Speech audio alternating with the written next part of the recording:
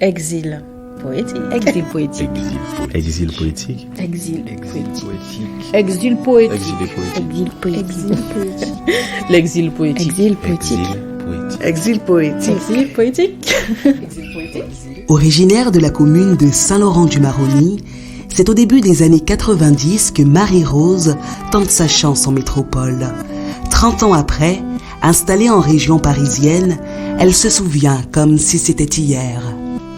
Je m'appelle Madame Ramvante Marie-Rose. Je suis née à Saint-Laurent et j'ai 72 ans. Ça fait 90 de 2011. 90, 11, 12, 13, 14, 15, 16, 17, 18, 19, 20. J'ai fait 10 déjà. 21, 22, 23, 24, 25, 26, 27, 28, 29, 30, 20. Oui, 30 ans à peu près. Oui et non, hein, parce que bon, j'étais préoccupée, je travaillais, donc j'avais pas le temps. Il fallait me réveiller à 5 heures du matin, faire le ménage, faire la cuisine, et ensuite partir travailler. Qu'il pleut, qu'il neige. Une fois même en vélo, la neige. Arrive au travail, après quand les autres collègues sont arrivés, je leur ai dit « Ah, aujourd'hui, je suis devenue blanche. Hein. » Comment? J'ai dit « Mais bien sûr, la neige tombait et je pédalais mon vélo. Alors voilà, j'étais tout blanc quand je suis arrivée. Je ne pouvais pas devenir noire. Hein. » Elles ont ri tellement ce jour-là. Oui, travail et puis les enfants aussi. J'ai 10 enfants. Ou non, parce que bon, moi comme j'ai un caractère aussi, et quand j'ai dit non, c'est non, et c'est tout. Une fois, les enfants m'ont dit, on se rappelle un moment, tu nous as donné une volée. 10 heures, les enfants ne sont pas à la maison. Mais qu'est-ce que vous faites dehors? Quand ils sont rentrés, ils ont pris une pliche. Ils ont dit, ils se rappellent toujours. Comme ici, là, 10 heures, en été, il y a le soleil toujours. Eh ben, ils sont dehors, ils sont en train de jouer. Mais ils n'ont jamais fait ça. Jamais, jamais. Maintenant, ils sont grands, ils peuvent être dehors comme une balle. Oui, c'est plus compliqué. Mais ça ne m'a pas gêné, là, pas avant. J'ai 72 ans. Quand je dis j'ai 72 ans, j'ai fait 10 gosses. Ah non, madame, c'est pas vrai. Même dans les bureaux, ils me disent, mais c'est pas vrai. J'ai attendu 12 ans avant d'aller en Guyane. Et puis après, presque tous les 3 ans, tous les 2 ans, je retourne en Guyane. À Cayenne et puis à Saint-Laurent aussi, oui. C'était pas un choix, c'est que c'est un peu dur. Vous venez d'entrer en France et vous n'avez rien. Il faut travailler, vous avez 5 gosses. Des fois, quand vous allez dans le bureau, on vous dit « Ah, vous savez, on ne boit plus, mais bon. » Alors, le peu de sous que je gagnais à l'époque, parce que j'avais pas encore un bon boulot, c'était... Je travaillais même pas. C'est après, j'ai fait un stage. Après, je suis retournée en Guyane et puis je voulais prendre ma retraite. On m'a dit, ah, si vous voulez prendre votre retraite, il faudra travailler encore jusqu'à 65 ans. J'ai dit, ah bon? J'ai dit, moi, je suis fatiguée là, je peux plus. Alors, je suis partie et puis arrivée ici là. Quand je suis arrivée, elle m'a demandé ma carte vitale. Elle a mis dans l'ordi et puis elle m'a dit, oh, ben ça y est. On avait été fait octobre. 1er novembre, ça y est, vous êtes inscrit à la retraite et vous allez toucher 400 €. Elle dit, waouh! En Guyane, on m'avait dit 200. Quand même. Mais c'est honteux quand même. Hein. En Guyane, ils ne font pas trop de choses pour nous, surtout si vous n'êtes pas dans une famille vraiment aisée. Je suis bien en Guyane, mais moi, on m'a jamais tellement aimée. Oui, puisque mon père, c'était un Saramaka et ma mère, une Sainte-Lucienne. J'étais pas trop aimée. Hein. Bon, maintenant, il commence à dire, ah, Marie-Rose, ah, Marie-Rose. Je suis contente, quand même un petit peu. Dans mon pays, surtout. Parce que j'aurais bien aimé rester en Guyane, avoir mon petit jardin, et puis c'est beau. Ah oui, ça me manque. Hein. Quand je vais dans le bureau, ah oui, je suis née en Guyane française. Où on envoie la fusée. Ah bon? Mais oui, c'est en Guyane française que la fusée. Que vous voyez toutes les chaînes là, vous avez combien? 1000 chaînes là? C'est en Guyane, à Kourou. Ah bon? Oui, oui. Oui, ça va. Hein.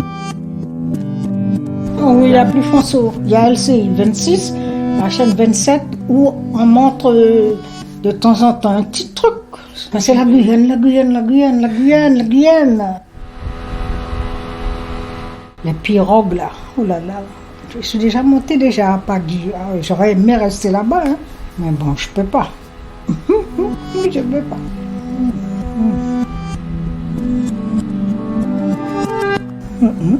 Parce que moi, personnellement, avec les Blancs, j'ai pas de soucis, pas de problème.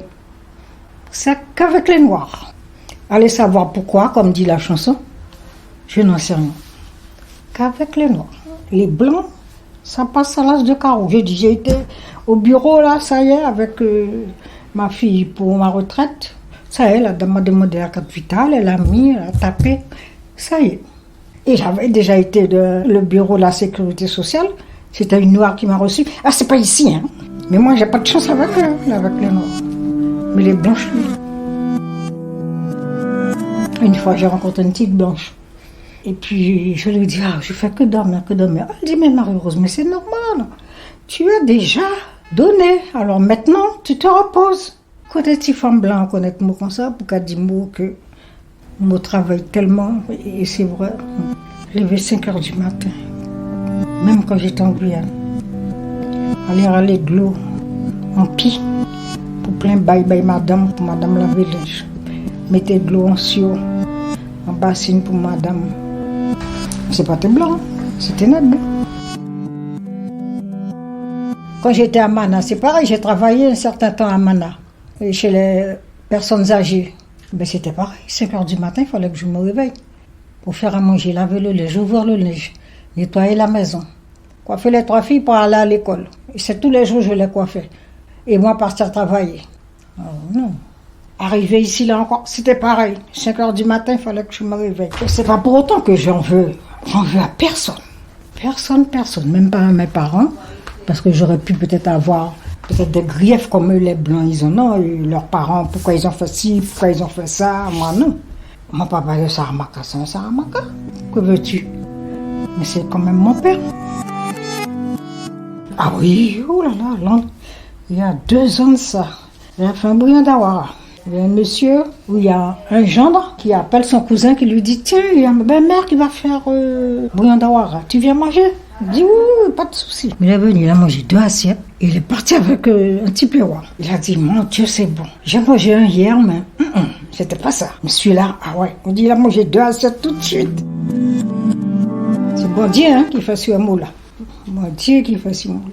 Heureusement quand même, je crois en Dieu. J'ai failli, je suis catholique, j'ai failli tourner mon dos pour le catholicisme. Après, j'ai dit, malheureusement, j'étais catholique, hein. Ils vont toujours.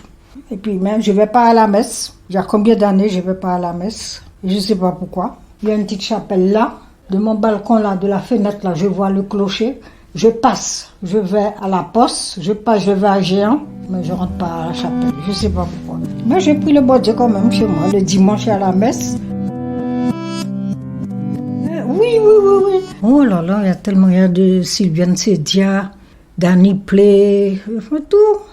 Ceux de Kékette pour le carnaval, tout ça. Non. Je vais fredonner, c'est plus musique de l'église. Et dès que je fredonne musique de l'église, c'est pas bon signe. Quelqu'un va mourir. Mais sinon, non, comme ça, non. Mais bon, je m'en rappelle même pas trop. Je vais entendre, je vais fredonner, je vais chanter. Non, j'ai rien en tête. Les éloges ne cesseraient de t'en faire. Ah oui, de toutes les manières. Je peux rien y faire. Puis je ne vais pas rester en Guyane longtemps. Ils m'en veulent jusqu'à maintenant. Et pourtant, je ne m'attache pas à eux. Je ne vais pas chez eux. Je suis dans mon petit coin. J'ai les voisines là. Bon, il y a une c'est africaine. Il y a 2 africaines, plus une martiniquaise, je crois, l'autre. C'est quand je les vois, on se dit bonjour. Moi, je ne vois chez personne. Elle vient chez moi. Elle me dit, alors mamie, maman, non, même pas mamie, maman, comment ça va? Je dis, ben ça va. L'autre dame aussi pareil, maman. C'est comme ça ils font avec moi. Je ne peux pas dire du mal des Blancs, ici, là. Si je dis ça, le bon Dieu va me punir. De toutes les manières, ils sont en train de se donner des coups de bâton dans les pattes, même entre eux là-bas, c'est bon. Là. Moi, le jour de vote, je me lève, je m'habille. Madame Rembrandt, Marie-Rose, à vote, je rentre chez moi. Et quand j'étais au pays, c'était pareil. Elle me disait ça encore hier à Jocelyne, je crois.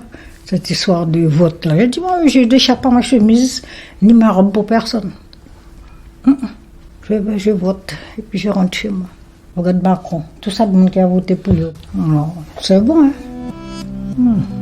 C'est bon, c'est bon, c'est bon, c'est bon. Ceux qui font, on les emprisonne. Ceux qui font pas, et c'est bon. Regarde Léon. Tu dis tu rends service. Fallait bien dire, hein? Rendre service qu'à bailler mal d'eau, hein? Mais ça m'a dit, même bon courage. Tiens, Bérette, pas molly. Tiens, Bérette, pas molly.